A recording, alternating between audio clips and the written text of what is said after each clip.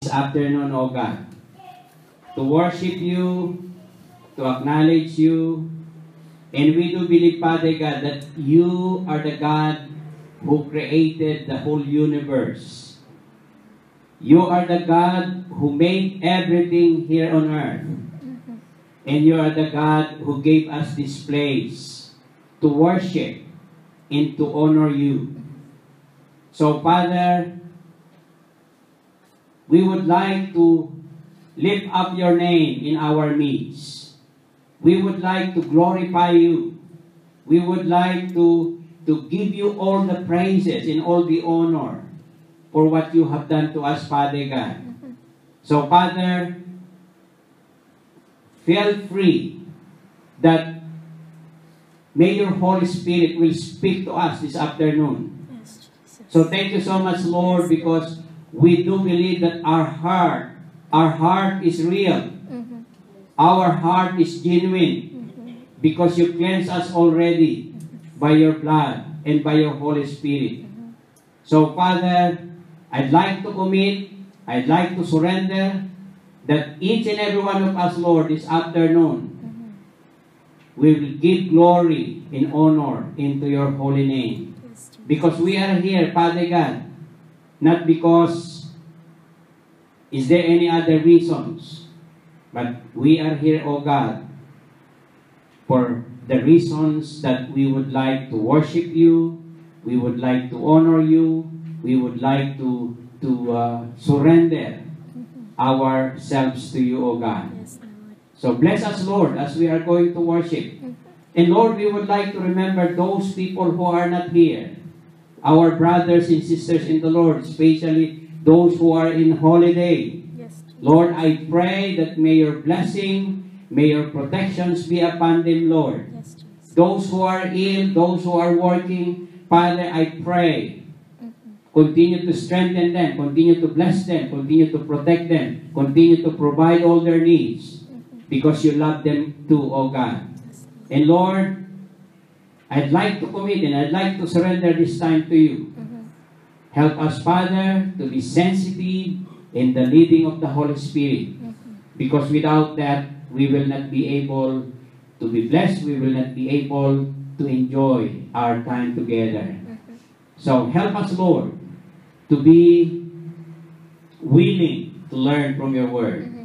Because you are our teacher this afternoon. In Jesus' name, in the mighty name of Jesus, this is what we pray.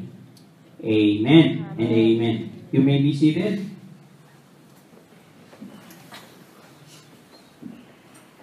Okay, so last Sunday, pinag-aralan po natin yung our heart is real. Do you believe that? Ang atin pong mga puso ay totoo, nilinis. Hindi tayo nagkukunwari. Amen? We are real. This morning, but before that, morning ba sinabi ko? Isip pa nga kayo. You're still awake. And you're listening. Okay? So this afternoon, we will carry on studying about every heart for Jesus on a series of our topic. But this morning, this afternoon, we are going to study about my heart is healed. Sabihin po natin, my heart is healed. My heart is healed. Sabihin mo sa katabi mo, my heart is healed. My heart is healed.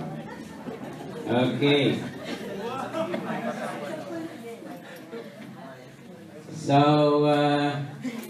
sino po sa inyo yung in despair? Yung nabigo?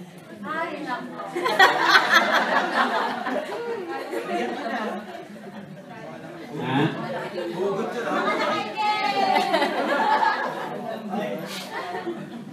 Diba, pag nabigo kayo, talagang tumutusok sa kaibuturan ng ating puso. Even though hindi ko pa po naranasan yun. I never had that experience in my life. Ikaw yata nang broke ng heart. Para nga, siguro. Hindi naman sa intentionally, kasi yung girlfriend ko noon is from Pampanga, ni Kenny, si Susan Adred. God knows that. It so happened that I became a Christian and umattend po ako ng lecture and it says if you want your family became good, you must not conform or battle with unbelievers. Do not unequally yoke with unbelievers. That's what the Bible says. So I obeyed and I followed the instructions of the Lord. I said, okay, we are not for each other because I am a Christian and you are not. So, pagkat sinabi niya sa akin, well, whatever your religion is, I will follow. And sinabi ko sa kanya, okay, you will follow, but that is not the point. Isn't it? Because you will follow me, not because you love the Lord, you will follow me because you love me. So, anyway, if we are plan of the Lord for each other, sabi ko, I do believe that we will see each other soon.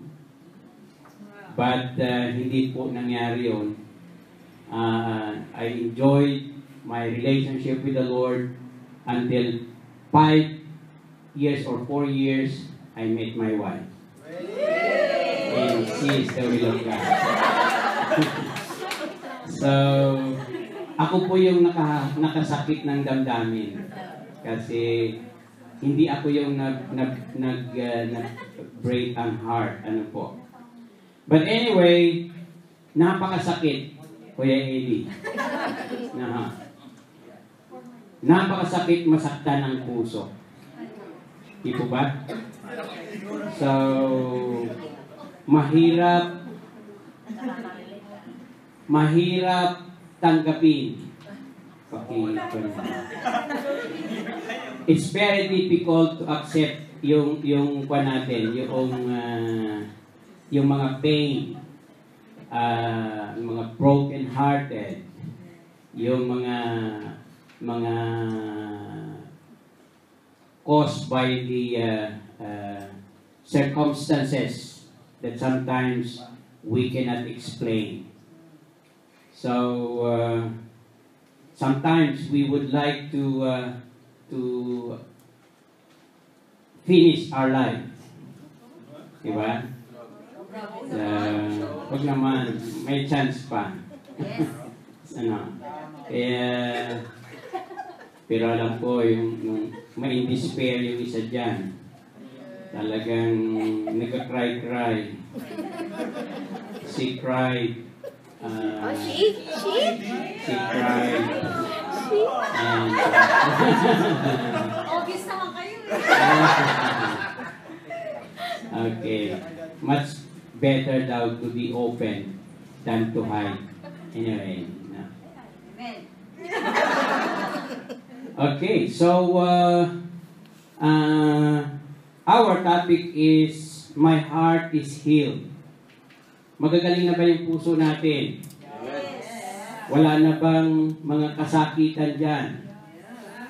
Wala na, no more pain anymore. Okay. So that's what our topic this morning. So if you have the Bible with you, please open with me in Colossians chapter 3, verse 13. Okay? Can you let us please read it together? Colossians chapter 3, verse 13 to 14. It says, bear with each other and forgive one another. If any of you has a grievance against someone, forgive as the Lord forgive you. And over all of these virtues, put on love, which bind them together in perfect unity. Naway pinagpala po ng Panginoon ang pagkabasa ng kanyang salita. Let's pray. Our God, loving Heavenly Father, thank you so much, Lord, because we have freedom to read your word. We have freedom to pray. We have freedom to sing praises to you. And we have freedom to analyze and learn from you. So, Father, we are here because you are with us. And we do believe, Father God, that you are going to speak to us this afternoon. So we are asking, Lord, for your healing touch. We are asking, Lord, to please help us overcome the things that hurt our emotions, things that makes us slave of our hatred, things that make us unable to enjoy our spiritual life.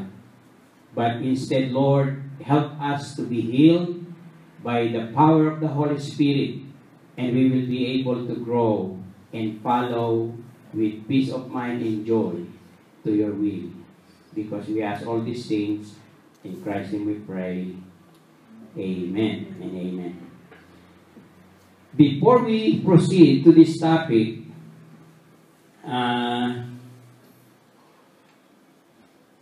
let us be reminded of our future activities. We still have a lot of things, very exciting things to do in the future, in the near future. Because the last Sunday of this month, sa 28 po of this month, we will be having another exciting event. And that is what we call post-Valentine's Fellowship here. Is that exciting? Yes!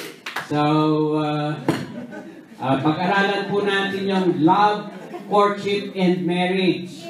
Yes! Tatlong topic. So, prepare all your question. Pastor Tess will answer it. Okay? Love, courtship, and marriage. Now, family matters. Pag-aralan po natin. Ihanda na nyo lahat ng question ninyo. Ihanda nyo lahat ng katanungan ninyo. And we will try our best to himay-may it. No? Himay-mayin po natin. We will try to make it clear by the grace and by the help of our Lord Jesus Christ. Okay? So, and also, malapit na po yung ating encounter. Doon sa hindi pa po nag-i-encounter, I'd like to encourage you. I'd like to encourage you because this is very important.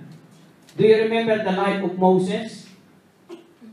Moses, iniligtas siya ng Panginoon sa pagkamatay.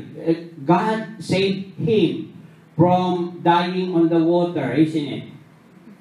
So, because the time, the Pharaoh of Egypt is trying to kill all the children in Israel.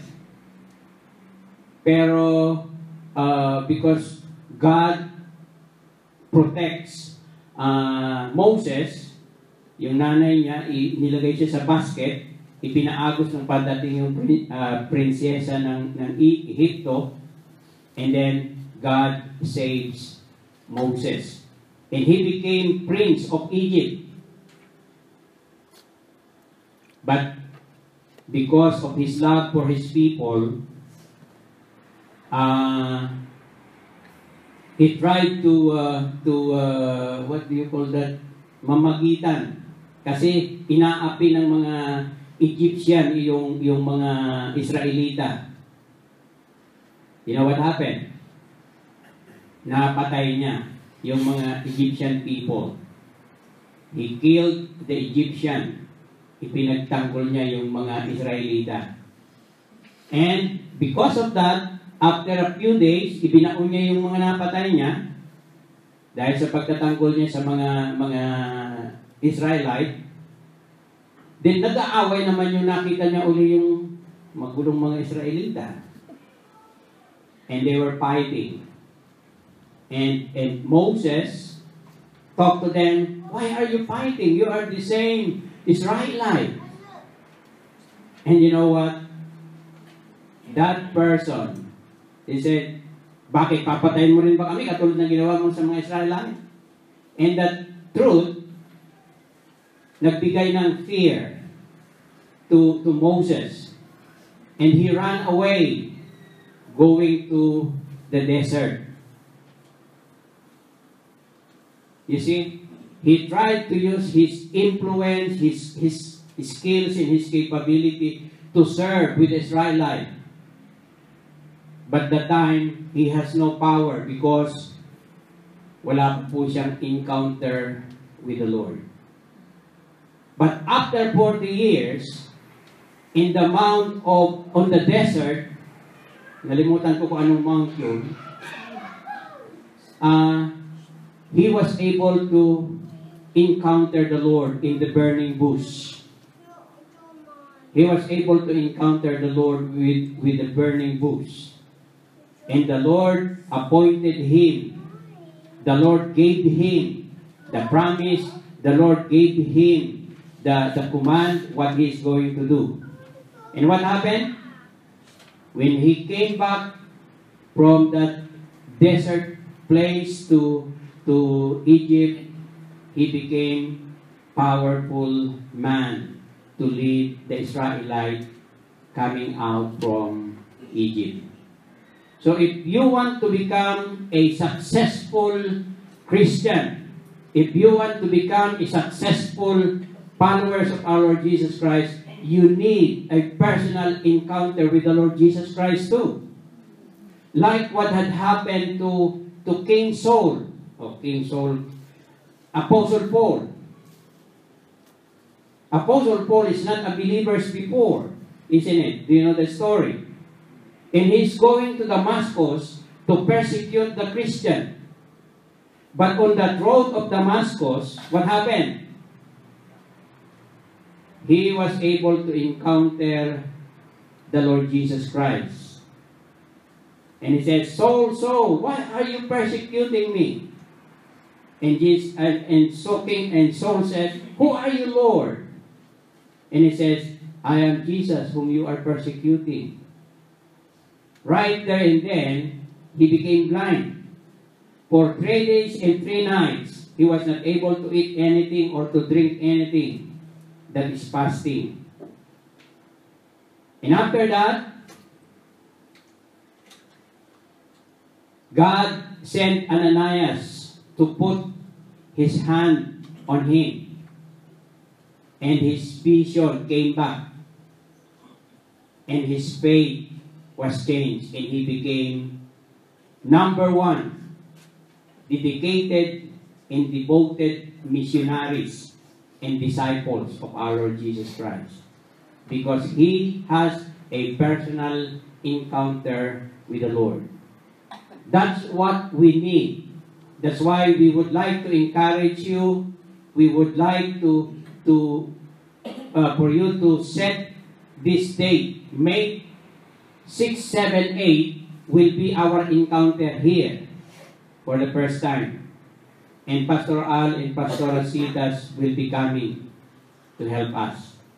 So to those who are not have that experience yet, I tell you, it will be very meaningful in your spiritual life. So make it free so that you can come and attend. Okay? And we will be having our, what do you call that, immersion on 12, 13, 11, 10, 11, 12. Okay. So Pastor Al and Pastor Rasitas also will really give us a good messages on that. Okay? So that's my announcement po. Because before I forgot many things. Okay. So my heart is healed. Why it is so hard for us to forgive? Who can say this afternoon that, Pastor, it's very easy to forgive? Can you please raise your hand? When someone done something wrong against you, can you just easily forgive? Honestly. No. Yeah. So, it's very difficult to forgive, isn't it? And if that is true to us, I do believe we are not healed yet. We are not healed yet. We need to be healed. Kinakailangan po natin, we need a healing touch of God. We need to remember, God is interested on our heart. God is interested in your heart. Because when God look at the people, He is not looking your looks. God is looking in your heart. Amen? God is looking in our heart. So in order to do that, in order for us to learn how to forgive, we have 4. And I'd like to share number 1. Number 1, first, we need to identify the cause and the source. Ano ba yung pinagmumulan nito? Where it came from? No?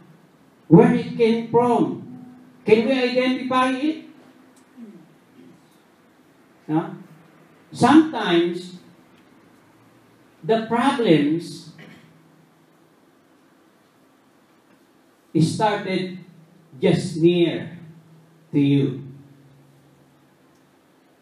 to your loved ones, to your friend, sometimes to your parents, to your dad and to your mom, and sometimes to your brothers or sister. Do you know that? Because those people who are close to you, sometimes they are the one hurting us, isn't it? You cannot expect President Obama to hurt you because he's too far from you. But because you are close to your parents, to your brothers and sisters, to your cousin or to your uncle, sometimes these people are the one giving us pain in our heart. Is that true? So, to give you an example is Joseph. Do you know the story of Joseph in the Bible? Joseph, what happened to Joseph? Sold by the brothers. Isn't it? It's not actually just sold, but they almost killed him. They put him in the dungeon. No.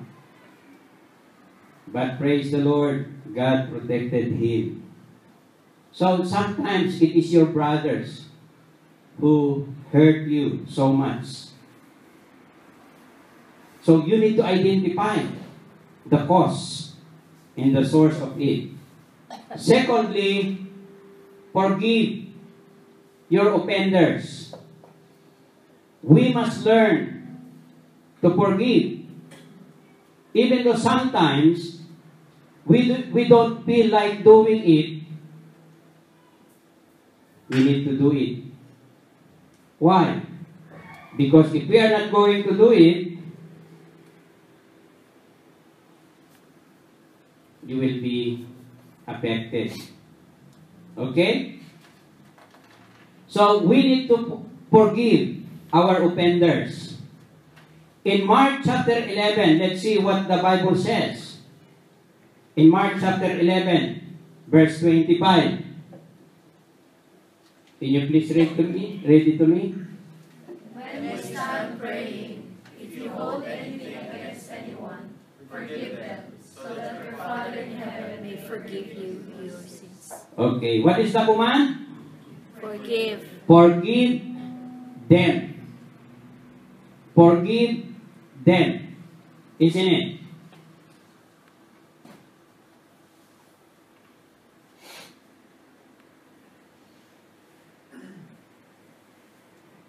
So, God commanded us. God commanded us to forgive. Utos po ito ng Panginoon. It is not just, sometimes we are just depending on our feelings, isn't it? Okay, Pastor, in the right time, if I feel that I can forgive, I will do that. Diba? If my heart is already healed, but how can you heal your heart if you do not know how to forgive? So that is impossible. So we are going to forgive because why? Because it is God's command. So it is God's command. So we don't forgive because we feel don't like doing it. We forgive because it is God's command. In Matthew chapter 18, verse 21 to 25, o verse 21 lamang po, it says,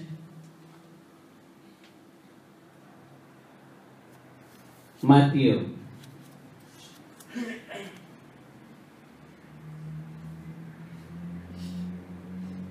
Natutulog yung computer.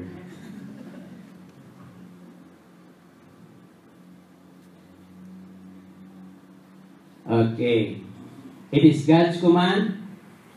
Then, Peter came to Jesus and asked, Lord, how many times shall I forgive my brothers or sister who sins against me?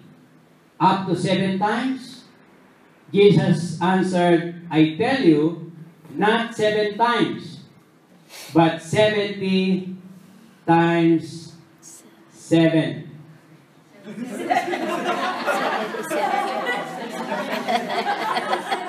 But 77 times.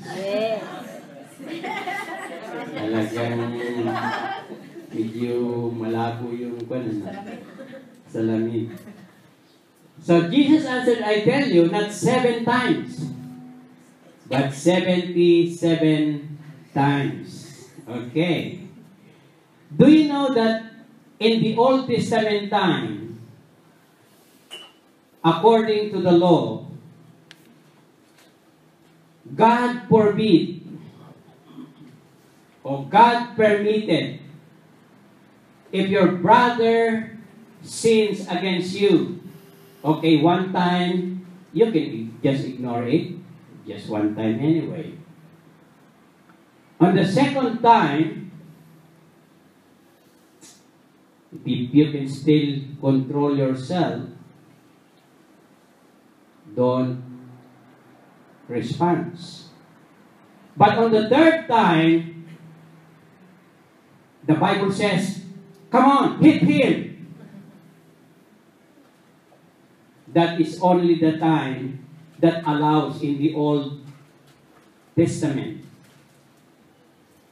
That's why Apostle Peter was so generous when he said, Lord, how many times I'm going to forgive my brothers? When he said 7 times, you know, Apostle Peter is waiting for him to tell him that, Peter, you are so generous. 7 times, that's too much. Because the Bible says only 3 times. And you are allowed to spank him or to smack him.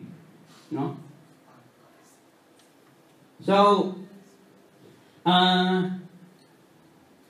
but you are so generous. And Apostle Peter is waiting the approval of God. But you know what? When God answered 70, I tell you, not 7 times, but 77 times. Kakalito eh. Do you know what does it mean?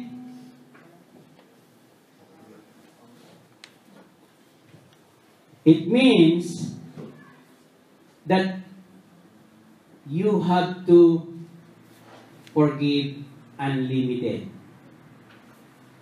That is unlimited forgiveness. In the Philippines, it's very, common that the word unlimited. Unlimited sex, unlimited call, unlimited cut-off, only rice, Do you know that that's what God, Jesus Christ, wants us to exercise? If you are going to forgive your brothers, it must be 70 times 7. And that is 490 times. Are you going to say that, okay, brothers, nakakaisa ka na ha? You've done 1. You've done 2, 3, 4, 5, and 390, and now 400, 49, 400, and 490, and then you are going to sumusubra ka na. And you know what? That 490, God said that is only 1 day. Can we do that? Imagine 490 times. You are going to wait, you are going to count. Oh, that's too much, isn't it? The only things that God wants us to learn here is this. When you forgive, that must be unlimited. That must be unlimited. Okay? Is that clear? Number 2, it is a choice. It is a choice. Ito po ay kapasyahan sa Tagalog. Ito po ay kapasyahan natin. It's a decision. No? Nobody tells us. Nobody forces us to do it. But it is our personal choice to become like that. It is our personal choice to forgive. Hindi po dahil inuutusan tayo. Forgiveness is not based on how you feel. You may say, I did not feel yet. Maybe if the wounds are already healed, then probably I can forgive him. Or I can forgive you. But it is a choice. Well, in fact, the word forgive is a financial concept, like a debts. Your debts are being canceled.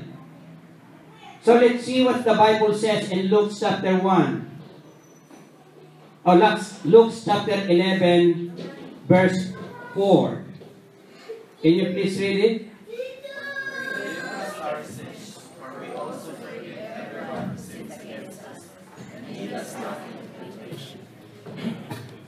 Okay. The Lord teaches us to pray that we may learn to forgive. The Lord teaches us to pray that we may learn to forgive, to have initiative, to make our own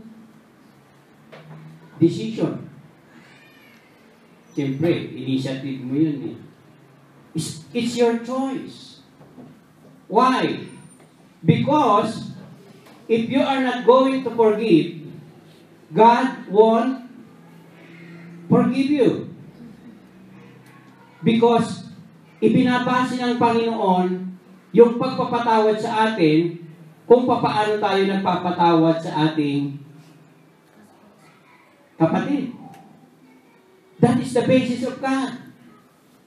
If we do not know how to forgive our brothers, how come the Lord will forgive us? So, the basis of God for us to realize that we are genuine, asking for forgiveness to the Lord, if we knew how to forgive others. Kaya nga doon sa prayers, ano sabi niya sa prayers? Forgive us our sins. Di ba? The Lord teaches us to pray. Forgive us our sins as we forgive those who sins against us. Bakit kaya hindi na lang sinabing, Lord, forgive us, forgive us? Bakit isinabi pa yung, as we forgive others? Kasi nga po, sinusukat ng Panginoon, God is measuring us, God is looking at us on how we forgive others. If we do not know how to forgive others, sorry, God won't forgive you too. So, pangatlo, forgiving is a privilege. Pastor naman, how can you say that? That forgiving is a privilege? Mayroon po akong pruweba. Why? Why forgiving is a privilege? In Romans chapter 12 verse 19 says, ano sabi doon? Do not take revenge, my dear friends, but leave room for God's wrath. For it is written, it is mine to avenge, I will repay, says the Lord. Where's the privilege there? Pastor, there is no word privilege. Yes, there is no word privilege, but you will see it is a privilege because you will be able to see the mighty work of God for your revenge. Did you get my point? You will be able to see the power of God in your life. That it is the God who will work for you. Mayroon ka bang halimbawa dyan, Pastor? Yes, I have. Let's go back to the story of Joseph. When Joseph was being maltreated by his brothers, he didn't do any revenge, isn't it? But you know what? He humbled himself and he gave it to the hand of God. You know what? One thing I've learned from this, when we humble ourselves, God will put us into a promotion. You see what happened to Joseph? Even though his brothers maltreated him, sold him, he didn't say anything bad to them. But instead, he forgave them. And you know what happened? Joseph was being promoted. Wherever Joseph goes, he was being promoted. Isn't it?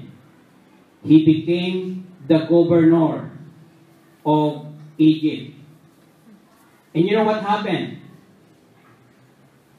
Yun pong nagmaltrato sa kanya, nakita niya, kung papaano mag-bow down before Him.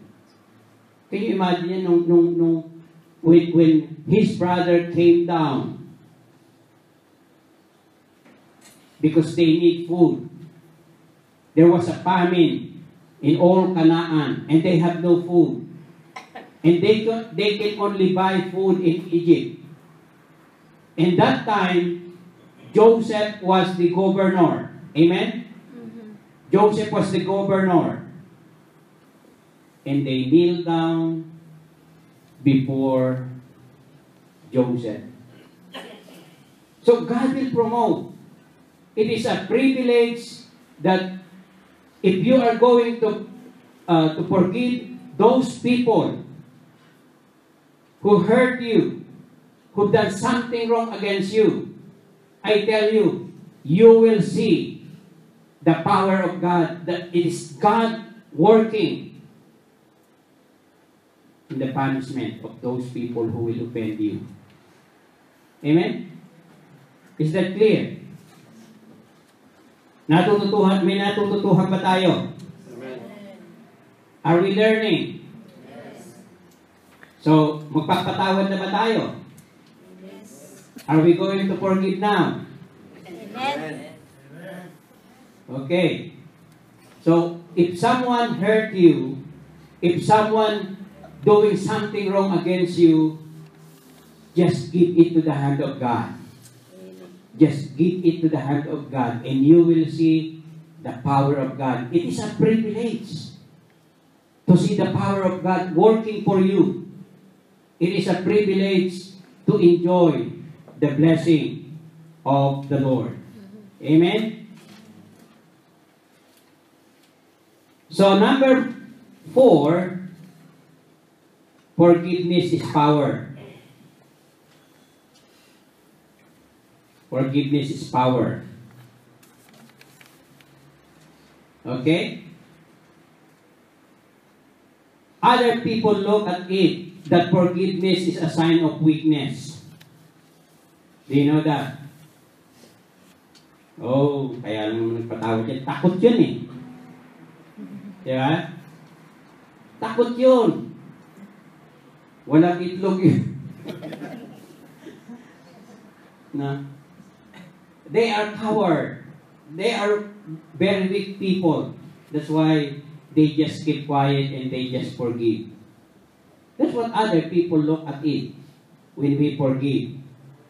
You know, I've read from the news that in America,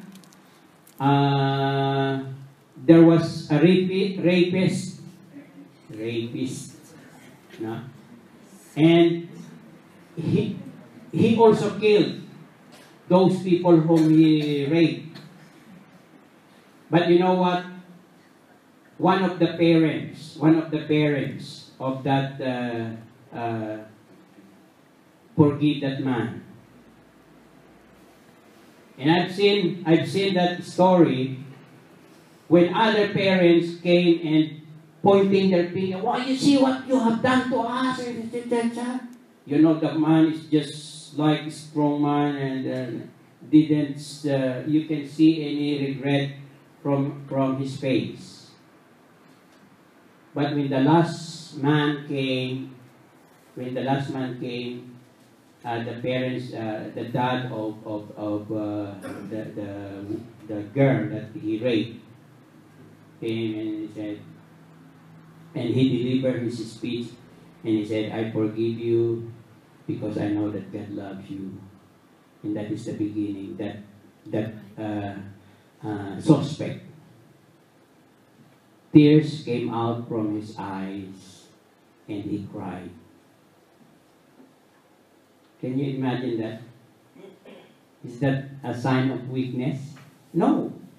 It's not a sign of weakness, but it's a sign of power. That's why we don't understand that if there are murderers, addicts, bad people being forgiven, people are questioning why. Why they are doing this? Just like that? and they feel angry. Why they are doing this?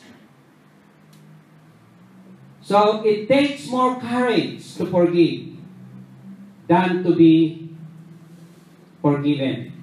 Do you believe that? It takes more courage to forgive than to be forgiven. It takes more energy and it takes more power and convictions to be able to do that. Alam niyo, nung pinag-aaralan ko ito, sabi ko, I don't know if I can do it. If someone will hurt my family, I don't know if I can do it. It is only by the grace of God that I will be able to do it. Amen? But always remember this, that if you are the one giving, you are more always higher than the one you are forgiving. Nakuha ninyo yung gusto ko sabihin? Kung kayo yung nagpapatawad at yung pinapatawad ninyo, your position is more higher than the one forgiving na pinapatawad mo. Amen? Sabi nga, the lesser is greater than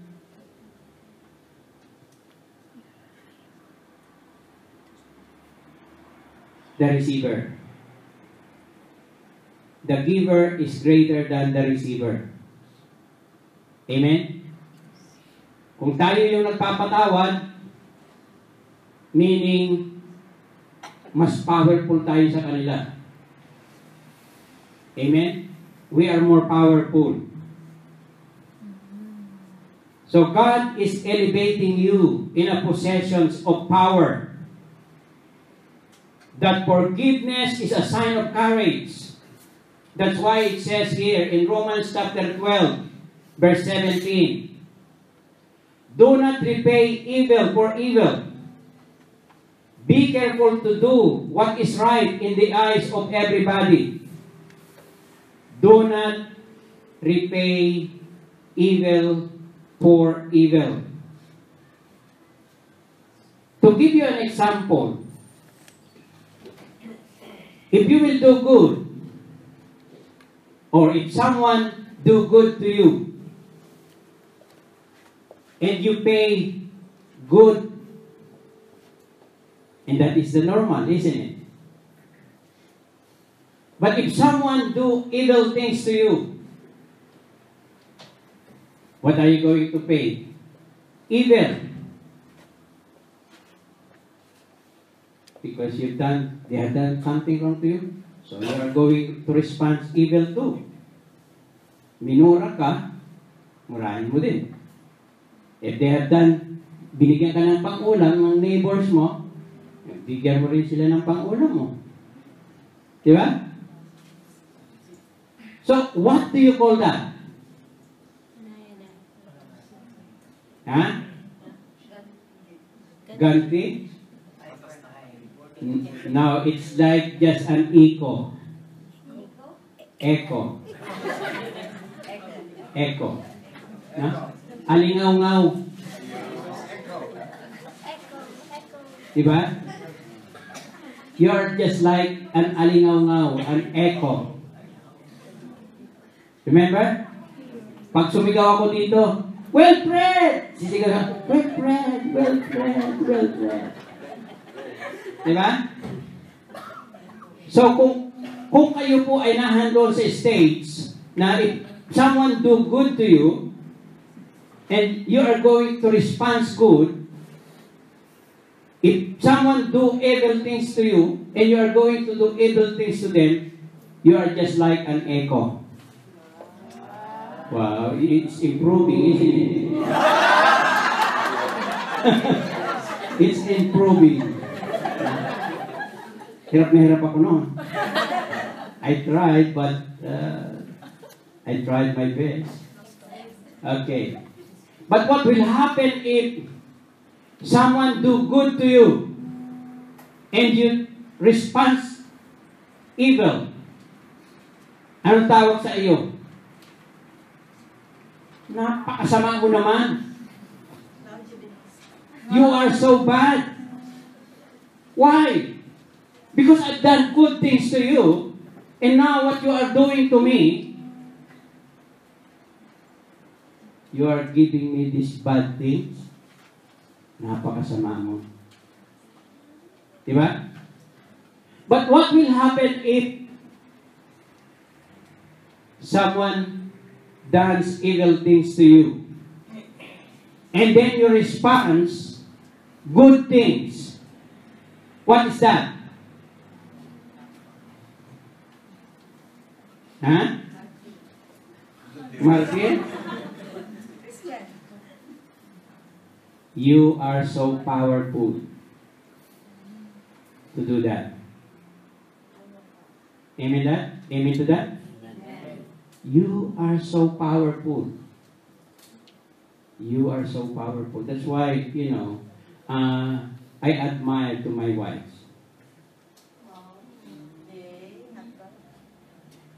Because actually, it's very difficult for her to really forgive my younger brother. Because you know the story, isn't it? That 5 years ago, we went to our holiday in the Philippines, and my younger brother lost his job. So we feel pity on him. So we would like to help him. We would like to help him. So we go to the bank. Isinanla namin yung bahay namin for $500,000 lamang.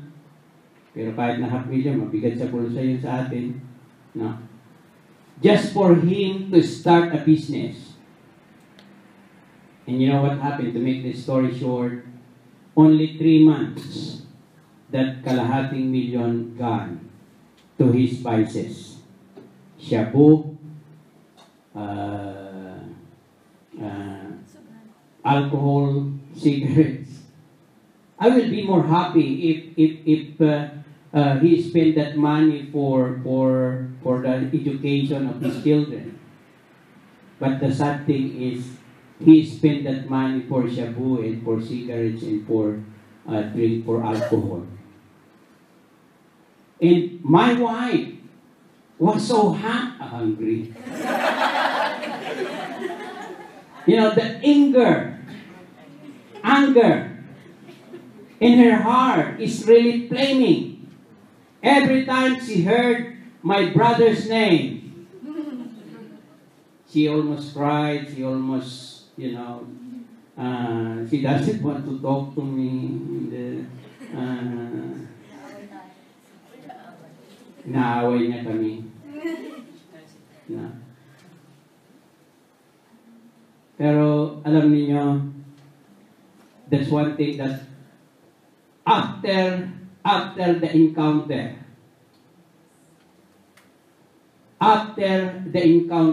the impossible things happen. And you know what? She learned to forgive. Amen. She learned to forgive. At umuwi kami ng December na yan. And it so happened that my brother is there too.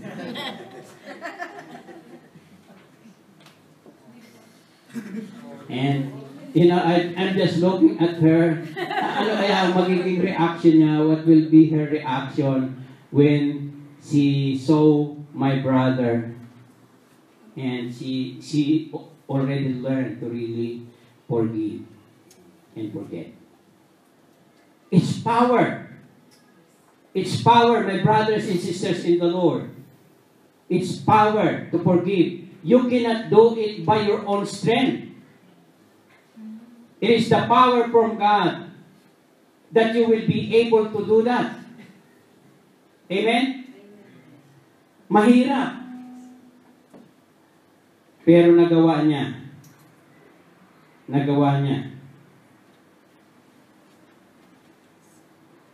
That's why do not repay evil for evil.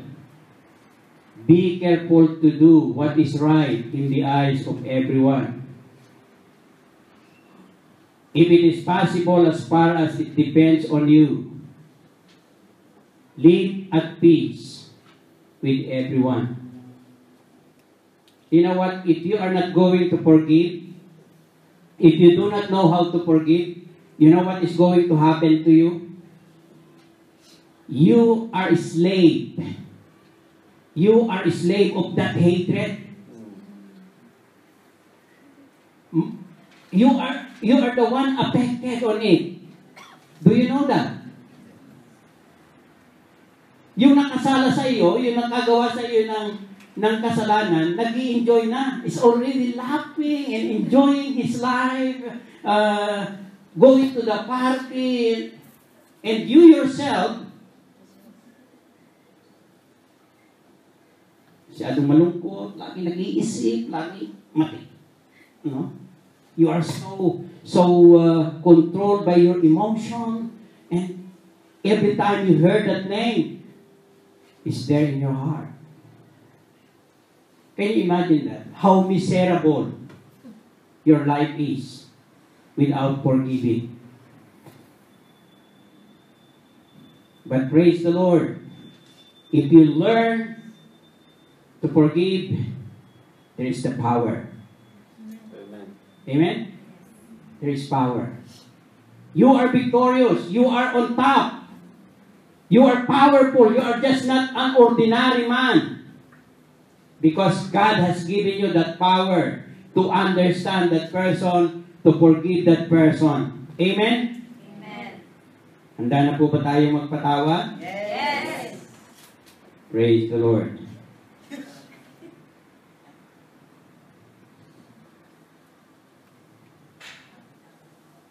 Okay. Gusto ko rin pong pag-aralan natin, what is not forgiveness? Ano yung hindi pagpapatawad? What is not forgiving? Ito po yon. Forgiving is not forgetfulness. Ano ba yung lagay ko dyan? Or forgetting. Ang problema po kasi, the problem is, our memory is still there. Isn't it? Yung memory, that is the problem on how to forgive. How can I possibly forget everything what had happened? And yet, it's all in there, in my mind. It's all in there in my heart. How can I just easily forgive? Diba? I can always remember it's there. That's the problem. If you think that you can only forgive when you don't remember it, it won't happen. It won't happen. But you know what? You can only identify the difference na talagang nakapagpatawad ka na when you remember it, but you don't feel the pain. No? Wala na yung ouch. No?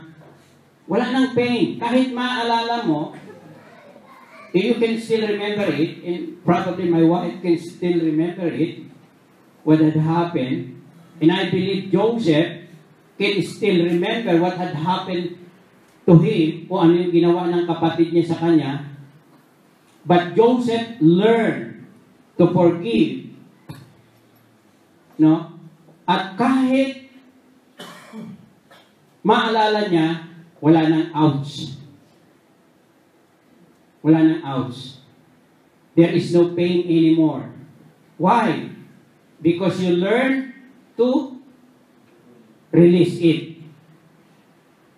Talagang inirelease mo na ibigay mo na ito sa kamay ng Panginoon. You give it to the hand of God. Ang problema po kasi ng pagpapatawad ay ito. Lord, I want to forgive. Lord, I want to forgive. Pero ano? Ayaw mong bitawan. Ayaw mong bitawan. Yakap-yakap mo pa rin. I want to forgive, Lord. But hawak-hawak mo pa rin. Ang sikreto po ng pagpapatawad ay ito. When you forgive, release it. Give it to the hand of God. And let God sort it out. Amen? Yan po ang pagpapatawad. Pangalawa, ang pagpapatawad po ay hindi pagkonsinti. Forgiving is not tolerating. Diba? Okay.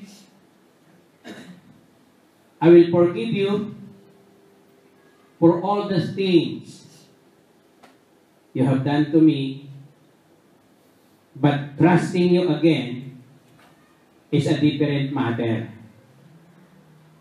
You know why? Kasi yung pagpapatawad, that is in the past. Amen? Yung pagtitiwala, trusting is in the future. Diba? Nakuha ninyo? Pagpapatawad, it is in the past. Yung pagtitiwala, it is in the future. Okay, I will forgive you. My brother, I love you. Brother kita, pinatawad na kita. I forgive you. But it doesn't mean that I am going to tolerate you, that you will do it again in my life. I won't permit that, and I won't allow that to happen again. Is that clear? So, nagpatawad tayo, okay, we forgive everything, pero ibang level na yung susunod. No? Okay? Pangatlo, ang pagpatawad ay hindi batay ayon sa nakasakit. Ito po yung tanong ni Paul nung nag-aral kami ng linggo. Forgiving is not based on the actions of the offender. Paano? What will happen if somebody whom offended you is not asking for forgiveness? Diba? Yung nagkasala sa iyo, the one who offended you will not come to you and asking sorry. There are people like that. Some people are not bothered to ask, to say sorry, isn't it? Pero na-hurt ka. Anong gagawin mo? You will keep it in your heart forever? If you will do that, what's going to happen? Bilanggo ka na naman. Diba? So, some of people who offended you, nag-stow away na. You do not know where they stay, or where they are they still alive? Or probably some of them are dead already. Are you going to dig them? Come on, wake up. Say sorry to me so that I can forgive you. Are you going to do that? No, di ba? So, it is not based on the actions of the offender. It is based on us. Amen?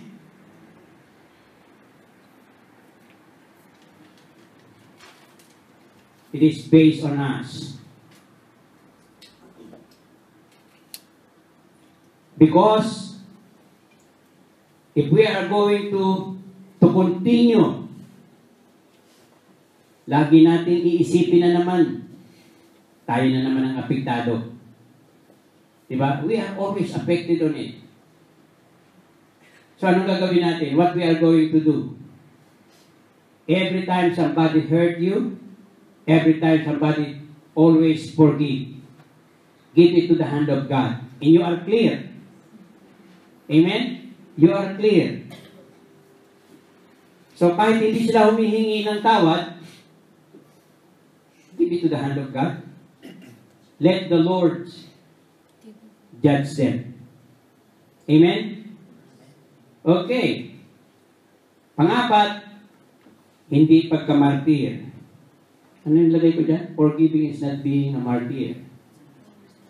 No? Ano po ibig sabihin yan? What does it mean? Alam niyo po sa atin, those people are in the family. There are violence, domestic violence. Minsan ang buhay natin endangered. Because kapag yung asawa mo nagagalit, lalo pag nakakainom ng alcohol, if they are drunk, and not only drunk, they are controlled by shabu, no? What are you going to do?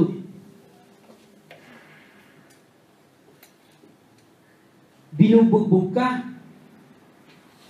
Oy, sige, patayin mo ako. Kill me. Right now, kill me. Are you going to do that?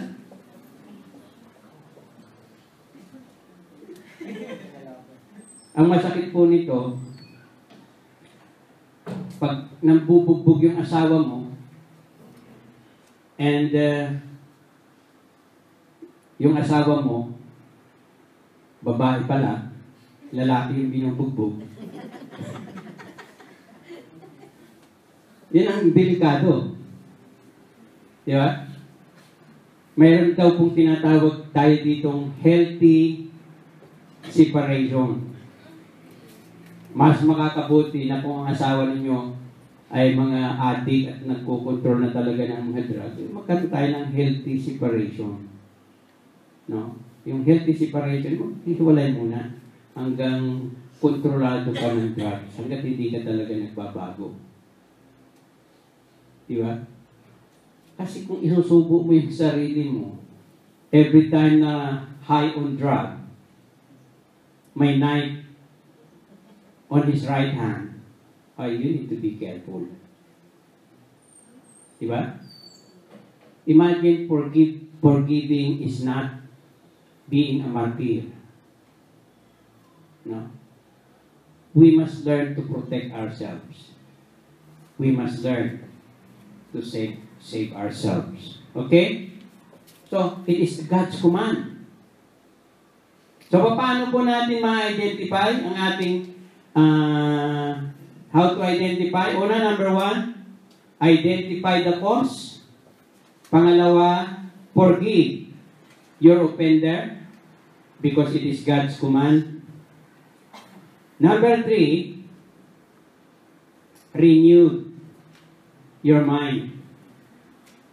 Ang sabi po sa Romans 12 verse 2, do not conform any longer to the pattern of this world, but be transformed by the renewing of your mind. Then, you will be able to test and approve what God's will is, and good, pleasing, and perfect will. Meron pong kasabihan, everything will be changed if your mind changes. Lahat po ng bagay ay magbabago kapag nagbago tayo ng ating mga kaisipan. When my wife changed her mind about that anger,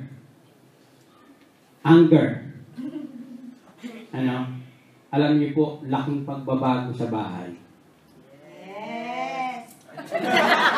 Nag-agree. Nagkaroon ng peace of mind, nagkaroon ng joy, nagkaroon ng happy family. Pero alam niyo po, habang yung hatred ay nahandoon, talagang magkamali ka lang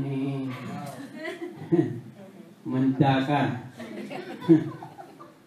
You have to be careful in your act. You have to be careful in your, because very sensitive. Diba? If there's something that is in your mind, it's in your mind,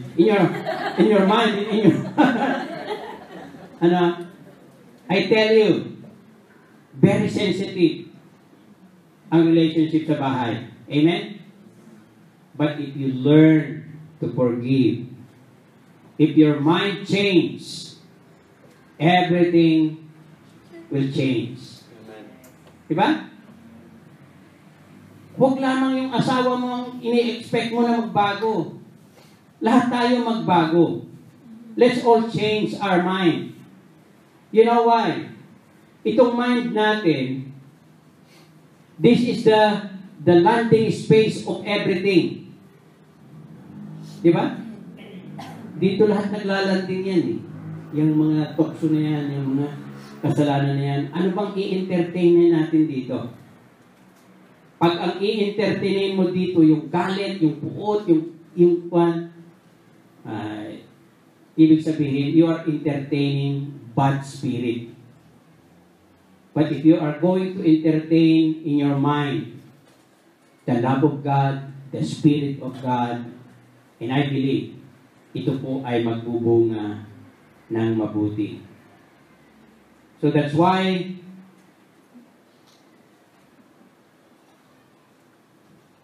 we'll try our best by the help of the Holy Spirit that through the Word of God to find solution of our problems by the renewing of our mind. And number 4, lastly na po ito, gising na, wake up. Is there anybody sleeping? Pang-apat po, move forward. Move on. No. Huwag kang patali. Huwag kang patali. Move on. Romans 12, verse 20. Ano sabi po doon? When we learn to forgive, we can move on forward. Ang sabi po on the contrary, if your enemy is hungry, if he is thirsty, in doing this,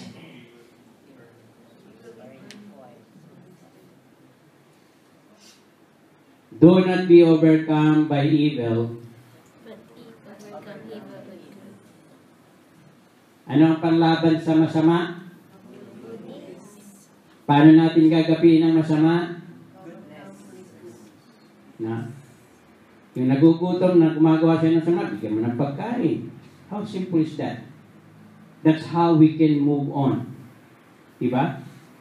That's how the children of God are being chosen. Kasi nilinis na po ng Panginoon ang ating mga puso. And lastly, in my conclusion, basahin po natin ito. If you want to be free, healthy, and happy, forgive your offender. But if you want dominion and become fruitful, love and bless your enemy. Amen? Ulitin pa nga po natin. If you want to be free, healthy, and happy, forgive your offender. But if you want dominion and become fruitful, love and bless your enemy. Tayo pong lahat ay yumuko at tayo manalangin. Lord, thank you so much sapagkat tinuruan mo po, Panginoon, kami ngayong hapon. You teach us this afternoon, O God, how to heal our heart. How to heal our heart, Lord. Kaya, Panginoon, naririto po kami. We would like to forgive everyone, lahat ng nakagawa sa amin po, Panginoon, ng pagkakamali. And we don't want to be in the cell of hatred. Ayaw po namin patali sa gawa ng kaaway. Gusto po namin, Panginoon, magkaroon ng isang healthy line, isang malusog na pamumuhay, Panginoon. Sa ganito pong espiritu na I'd like the husband and wife, maghawak po kayo ng kamay. Yung po family, if you have the family, please maghawak-hawak po kayo. Gusto po natin na maranasan po natin ngayong hapon yung talagang freedom. Talagang freedom sa kapangyarihan po ng hatred na siyang kumokontrol sa ating pong mga buhay. Tayo po tayong lahat. Let's all stand. Hanapin po natin yung family natin. Yung wala pong parents, magpaampon po kayo. Handa po kami mag-ampon dito sa harapan. Gusto po natin i-sort out this problem. The spirit that controls the lives of many people. We must learn to forgive. Natin ang parents nyo, puntahan nyo.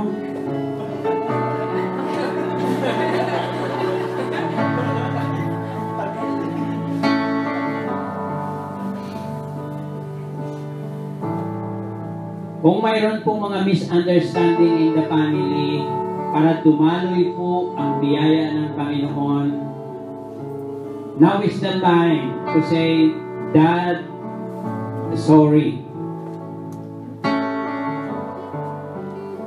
Yun pong mga anak na babae, to your dad and to your mom, kung may nagawa po kayong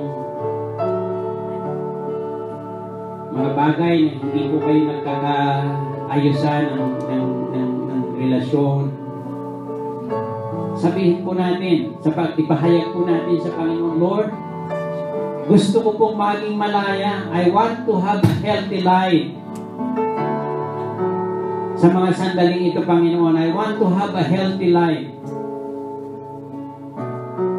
Panginoon, gusto ko pong humingi ng tawad. At gusto ko pong matutuhang magpatawad, Panginoon. Gusto ko pong matutuhang magpatawad.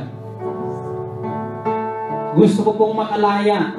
I want freedom in the healthy life. And the only way to experience that healthy life, kung matututuhan po natin magpatawad. Tayo po'y manalangin, sabihin po natin, Lord, tulungan mo po ako na patawarin ang mga nagkasala sa akin. Sabihin po natin yung mga pangalan ng mga nagkasala sa atin. Lord, pinapatawad ko po si Junjun, aking kapatid. Lord, pinapatawad ko po si Ate Faye, na nagkasala sa amin din. Lord, pinapatawad ko po yung mga taong nang-aargabyado sa amin, lalo na po sa Pilipinas, Lord. At maging yung hindi po namin na nakikita at nakikilala, Lord, na nagkasala sa amin. Lord, pinapatawad ko po yung lahat ng kinaiinisan ko at kinapupuutan ko. Lord, gusto ko pong magkaroon ng freedom. Gusto ko pong maging malaya. Gusto ko pong maranasan, Panginoon, ang healthy life. Lord, tulungan mo po ako, Panginoon, magpatawad right now in the name of Jesus. Right now, Lord.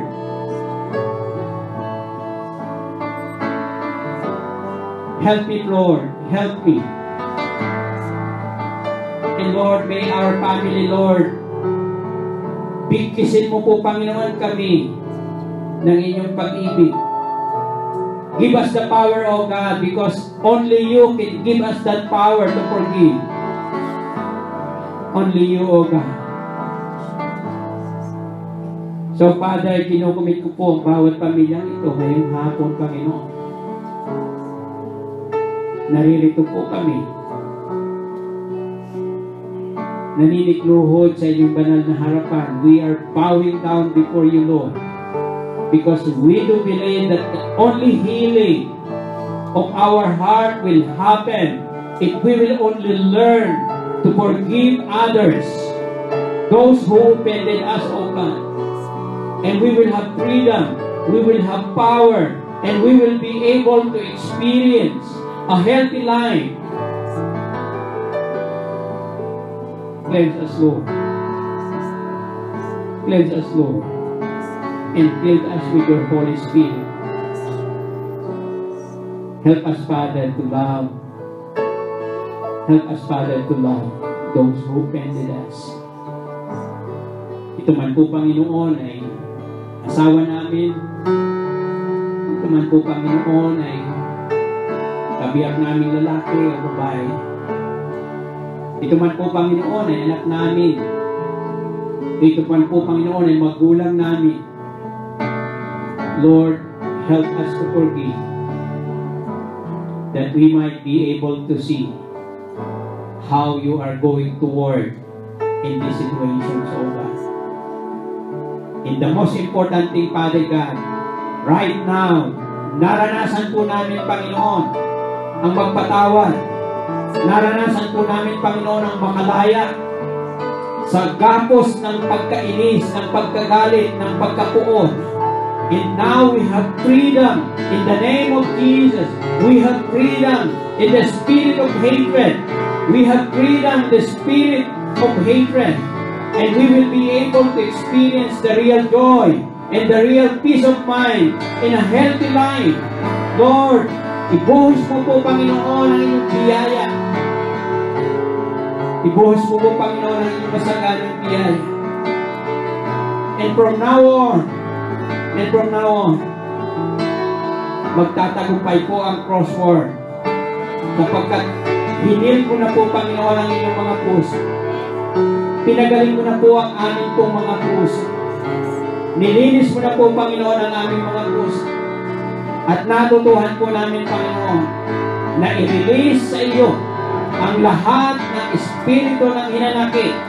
I-release namin sa inyo, Panginoon, ang lahat ng espiritu ng kapaitan, espiritu ng pagdaramdam. And Lord, thank you. Thank you, Lord.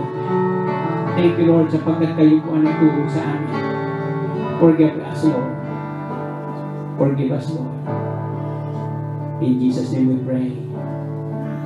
Amen and amen. Palakpakan po natin, Panginoon. Hallelujah.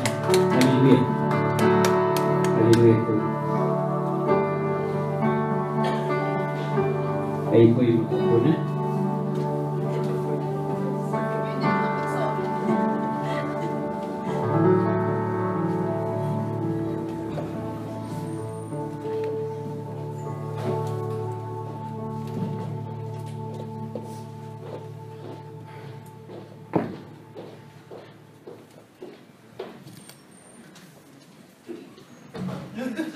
Okay, as we are going to respond to the message of God, let's take this opportunity to give our tithes and offering to the Lord.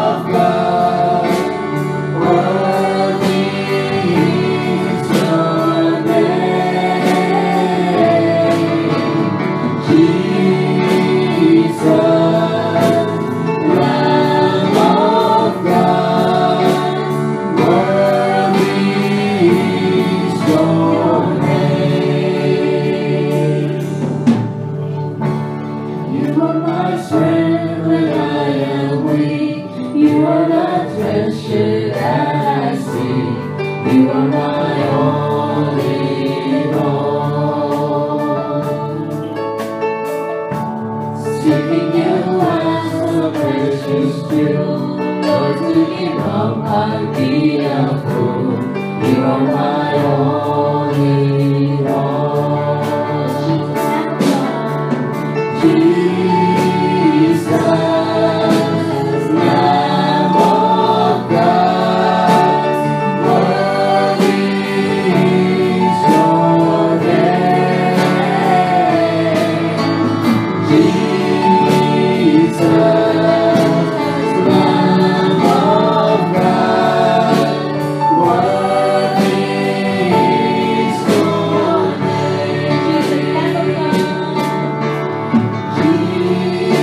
Jesus, Lamb of God, worthy is your name.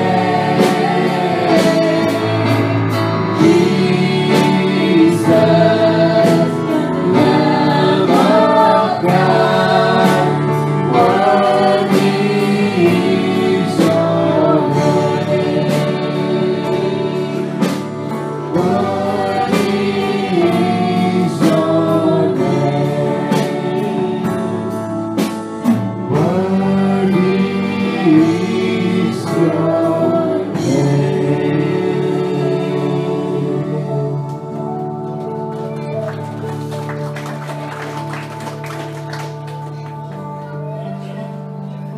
Yes, Lord. Worthy is your name, O God. So we would like to commit and surrender each person to you, O God, because we know that we can rely on you, that we can trust in you, that you love us, that you really care for us, O God. So as we are going to depart from this place, Lord, I pray that may the protections and blessing of the Lord be always with us, O God.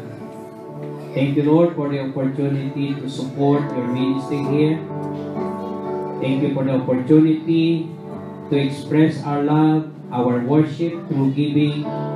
Lord, I pray that may this offering be used for the extension of your kingdom in this place, Lord. So, Father, once again, we claim your promise, O God, that you will never leave us nor forsake us. In Jesus' name we pray. Amen and amen.